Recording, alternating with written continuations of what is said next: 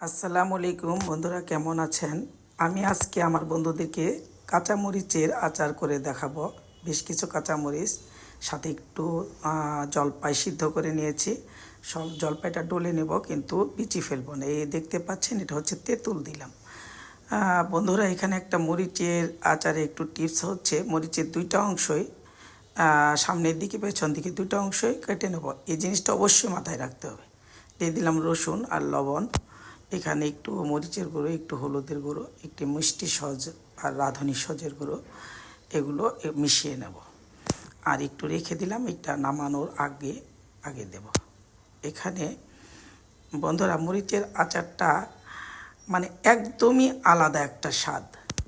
আমি সাথে থাকবেন, ভালো লাগবে ইনশাল্লাহ। আমি সমস্ত কিছু বুঝিয়ে দেবো। এখানে চিনি আর গুড়টা দিয়ে দিলাম, সম্ভবত আরও লাগতে পারে। চিনি আর গুড়টা স্বাদ বুঝে দিয়ে মিশিয়ে নেবেন। আর এখানে হচ্ছে বন্ধুরা দিয়ে দিলাম সরিষার তেল। আর এখন আমি বসিয়ে দেব। আমার বন্ধুদের সাথে একটু কথা বলবো, সেটা হচ্ছে একদম মেখে রান্না যাকে বলে। আমি নতুন রাঁধুনি বন্ধু যারা, তাদের কথা মাথায় রেখে সব সময় আমি রেসিপি করার চেষ্টা করি। মেখে রান্না যাকে বলে, সেভাবে আমি আচারটা বসিয়ে দিলাম। এই যে চিনি আর একটু দিয়ে দিচ্ছি, এটা স্বাদ বুঝে সবসময় চিনি গুড়টা মিশিয়ে নেবেন। এটা চিনি গুড়টা একটু বেশি লাগবে, কারণ হচ্ছে এটা সব কিছু মরিচ ঝাল, জলপাই টক, তেঁতুল টক সব কিছু মিলিয়ে একটু বেশি লাগে। দেখেন মরিচের কালারটা একদম চেঞ্জ হয়ে আসছে।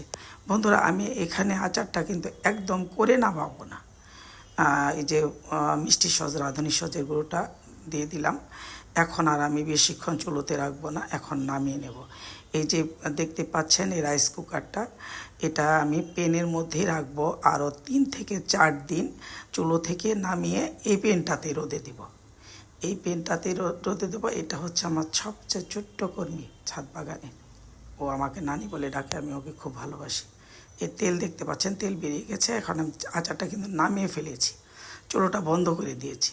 এখন আমি এভাবে আরও 4 থেকে 5 দিন এই পেনটাতে আমি রোদে দেব।